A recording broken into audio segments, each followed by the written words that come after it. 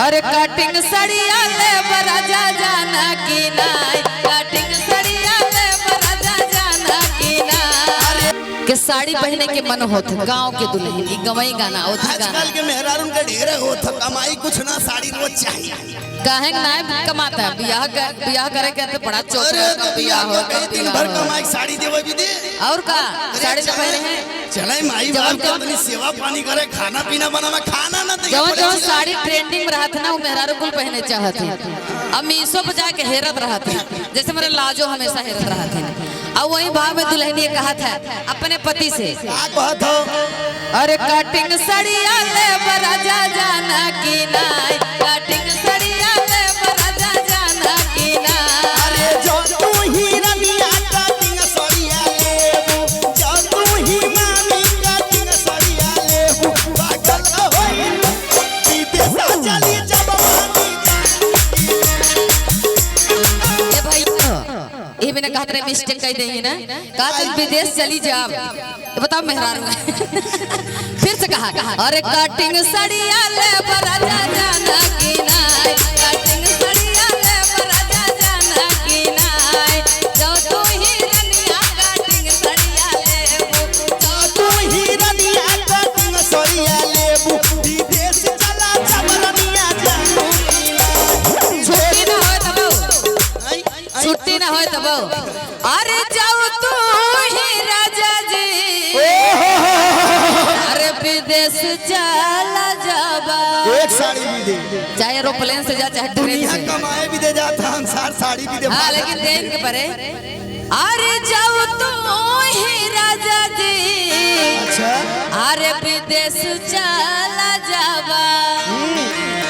Letter लिखी भेजब राजा जाना की नाय, लेटर लिखी भेजब राजा जाना की नाय। अरे जो तू ही मामी ले करा लिखी भेजब जो तू ही बरकाऊ ले करा लिखी भेजब पागल होई जब रनिया क्या बात है पागल होई जब रनिया जानू।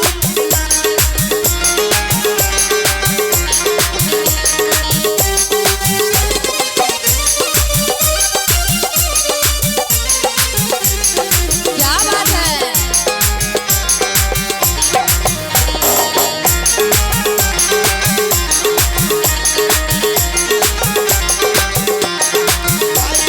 भैया ये देखिए रंगीला भाई के बड़ भाई अर्जुन यादव की तरफ से 100 रुपए एक प्यारा आशीर्वाद आई भाई कटिंग साड़ी पे।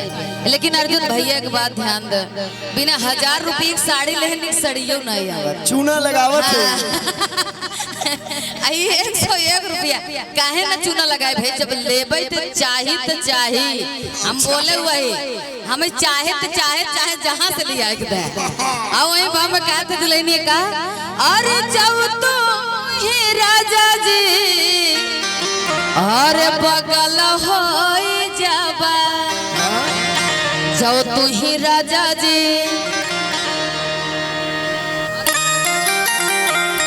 आज हमारे बार जोड़ी ना जाए कहीं तनी सीधा रहा। अरे जाओ तू ही राजा जी अरे बगल हो जाबा।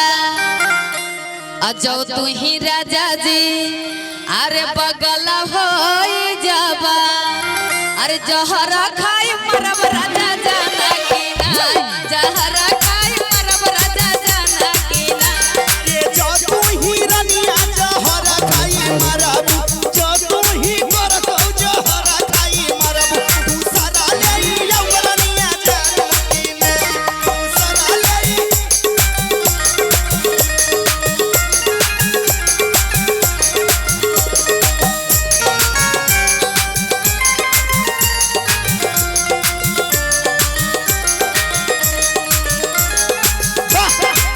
हेलो हेलो हेलो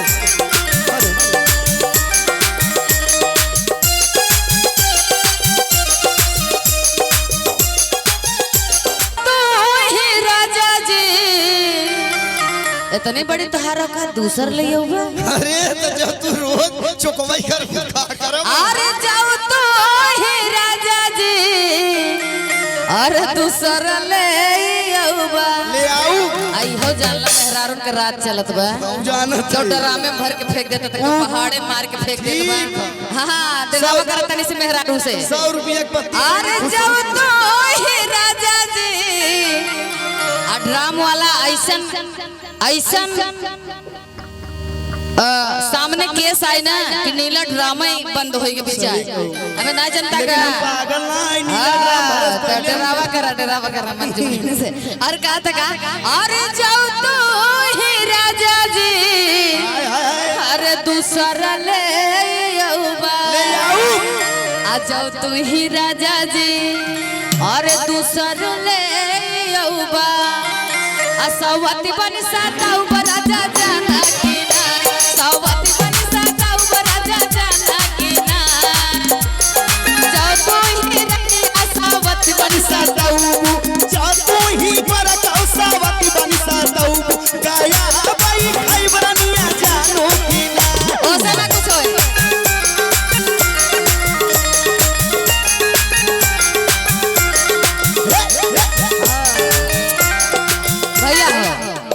और सुना अरे जब तू ही राजा जी अरे गया में बैठौबा हरा अरे जब तू ही राजा जी अरे गया में बैठौबा।